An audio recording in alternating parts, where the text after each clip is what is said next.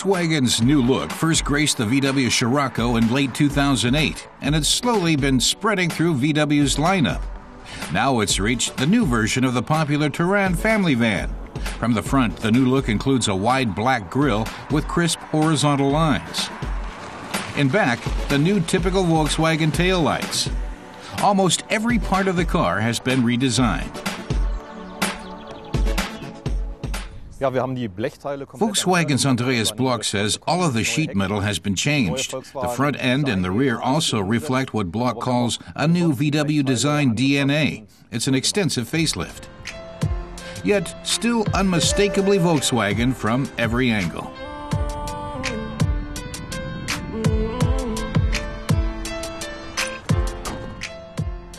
Inside, Volkswagen has stayed faithful to the qualities that distinguish the Touran.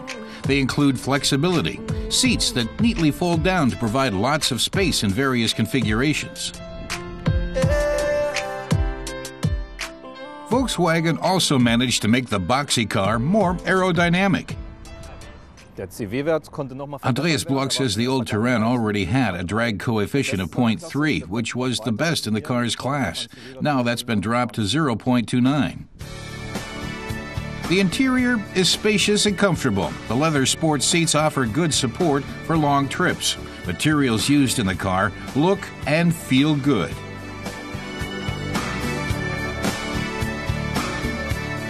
The dashboard layout is straightforward and clear. A sport suspension setup is available optionally for €220.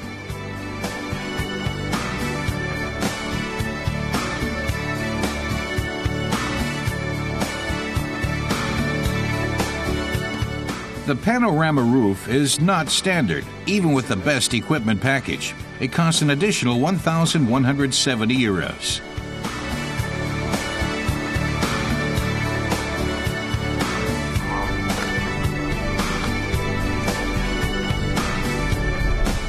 Six engines are available, 2 gasoline power plants and 4 diesels. The Terran we tested came with a 170 horsepower 2-liter diesel.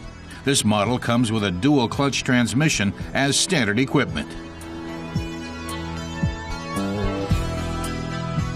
The most powerful diesel propels the car from 0 to 100 in 9.1 seconds. Volkswagen says fuel consumption is just 6.9 liters per 100 kilometers. This particular engine-transmission combination won't be available until sometime after the new Terran goes on the market in August. Volkswagen hasn't announced prices yet either. Oliver Folk says Volkswagen has done a lot to bring fuel consumption down even further. Plus, engineers have worked to improve the acoustics in the car and successfully increased what the driver assist systems can do.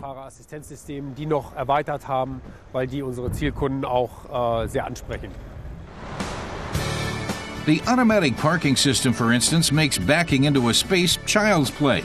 The driver just enters the command, lets go of the steering wheel, and lets the car take over.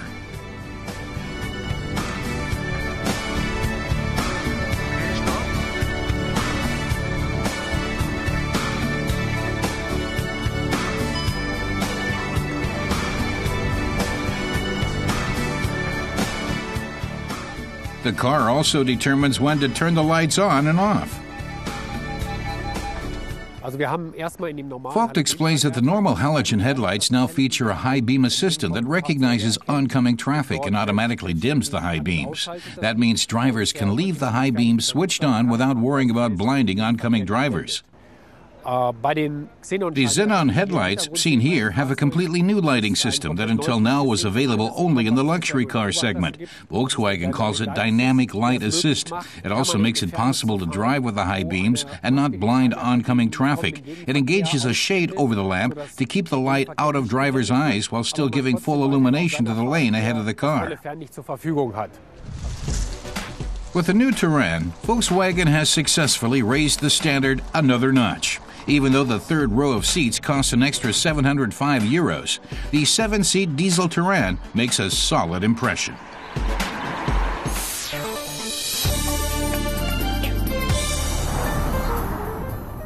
The word hybrid almost sounds magical. Modern motor technology that promises full performance and improved fuel consumption.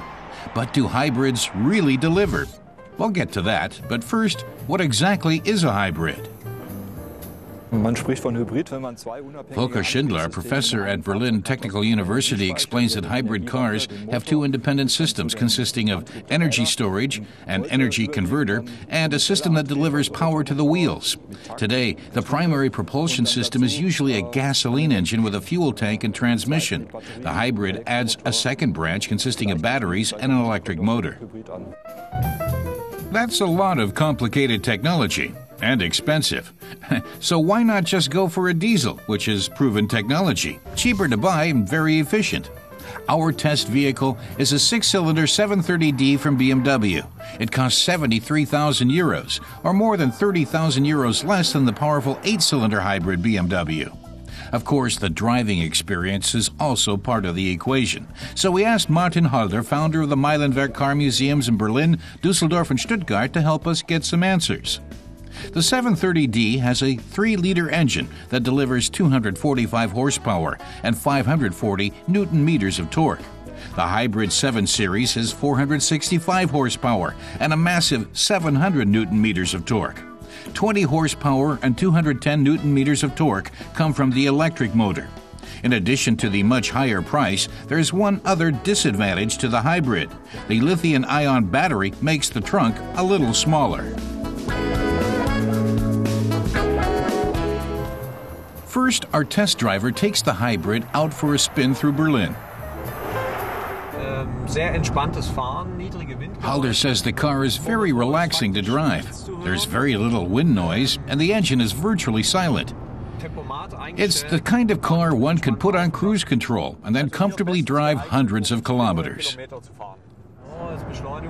Stepping on the throttle, Halder immediately feels the power kick in, but without a lot of effort from the engine. He says he's now doing 230-240 kilometers an hour, and the car is incredibly calm, even at that speed, as long as no one cuts in front of him.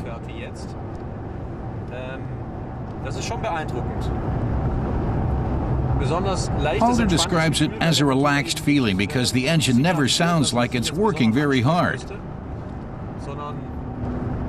It propels the car forward as if it were coming out of a slingshot.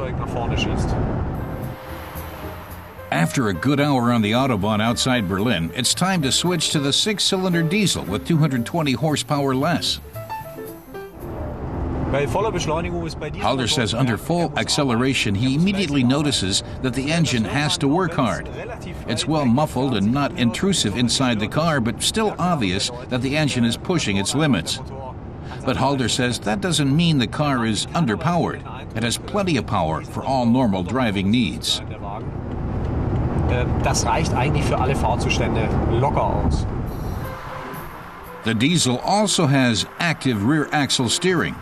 It had to be removed from the hybrid to make space for other systems, a clear advantage for the diesel. Halder says the diesel's 4-wheel steering system significantly improves handling when going through curves at high speed, a useful option for drivers who like to push their cars to the limits. When Halder tries the acceleration on the open highway, he clearly notices that the diesel has more than 200 horsepower less. He says that's especially noticeable at the highest speeds. Even so, the diesel is still a powerful car. Halder characterizes the hybrid as a car with an excess of power.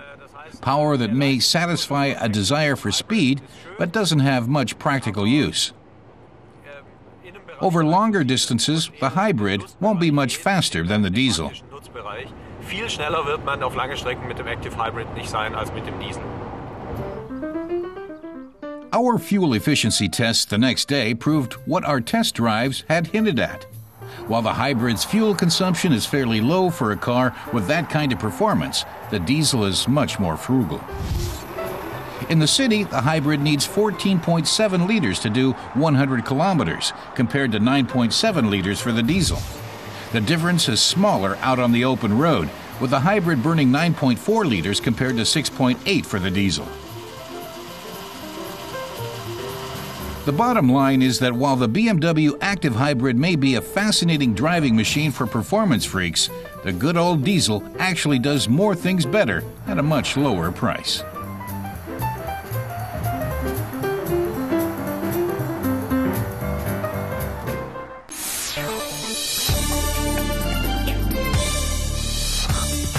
After the turbo and diesel models, Porsche has introduced the hybrid version of its popular Cayenne SUV. 240 horses launched the new model from 0 to 100 kilometers per hour in 7.8 seconds. And its official fuel consumption is just 7.4 liters per 100 kilometers. That's a 20% cut on the previous model's thirst. Land Rover is celebrating the 40th birthday of the Range Rover. The luxury off-roader first hit the dirt in June 1970. The third generation has been around since 2001. This year, tests begin on a diesel hybrid model based on the Range Rover Sport to be available in 2 to 3 years.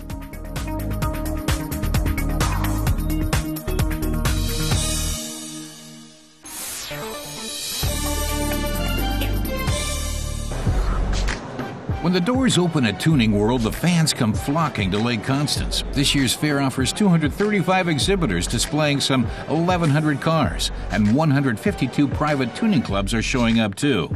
AC Schnitzer is presenting a world premiere with its 3 Series convertible from BMW. The modifications cost 17,000 euros. AC Schnitzer's Michael Priebel says this is a car you can show off proudly. With 210 horsepower, this car is sporty and a great drive. This souped-up smart turbo comes from the Carlson Company. After 9,000 euros worth of rebuilding, its price tag a hefty 24,000 euros. Carlson's Benedict Navel says customers might drive an S or E-Class or a big SUV, especially in big cities. But when it comes to shopping, they might want to separate from the herd and buy a little roundabout instead.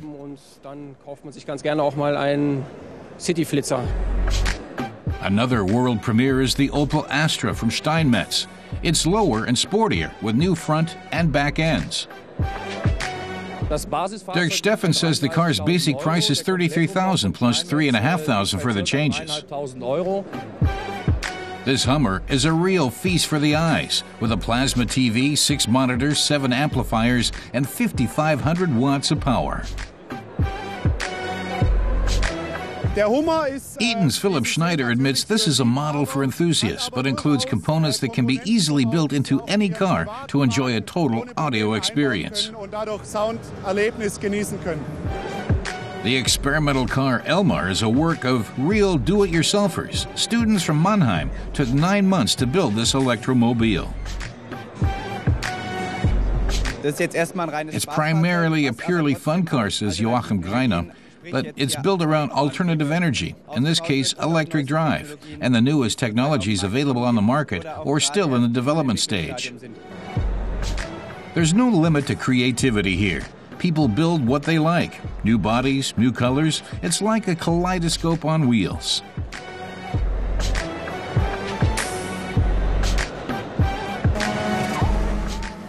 It looks like pure power, courtesy of Dutch drift champions Remo Nietzen, and the fans just love it.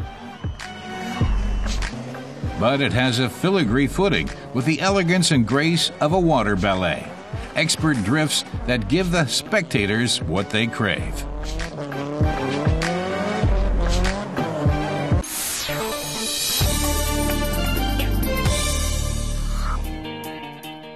If a Bordeaux red and black paint job combined with a ragtop remind you of an old friend, you're not alone. We tested the Citroen C3 Pluriel Charleston with a 1.4-liter engine and 73 horsepower.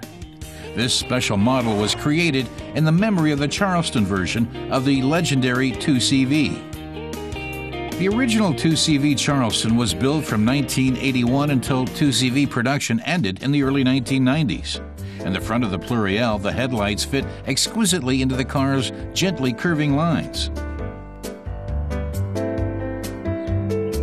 And besides the duotone paint, this special model boasts fine details like black painted door handles that set it off from other Pluriels.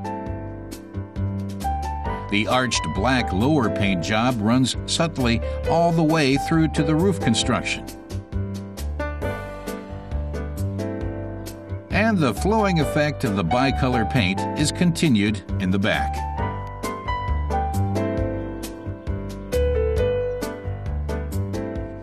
And there's another nod to the old 2CV in the roof construction. with the exception that today the ragtop slides back with the push of a button, not the shove of a hand. And those wanting the real convertible experience can dismantle the roof rails. That means putting in some elbow grease after all, along with frequent references to the owner's manual.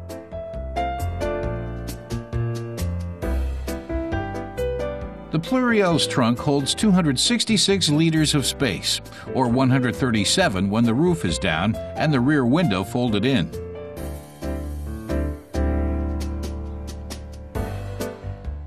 As with the 2CV long ago, the C3 Pluriel shines with upscale features. The seats, steering wheel, and instrument panel are kept in black, allowing the red stick shift and upper red door elements to stand out all the more. The undercarriage is typically French, very comfortable and soft. The ragtop completes the 0 to 100 sprint in 13.9 seconds and reaches a top speed of 164 kilometers per hour. The manufacturer puts combined fuel consumption in cities and on country roads at 6.8 liters per 100 kilometers. But driving the Pluriel faster easily brings consumption up to 9 liters.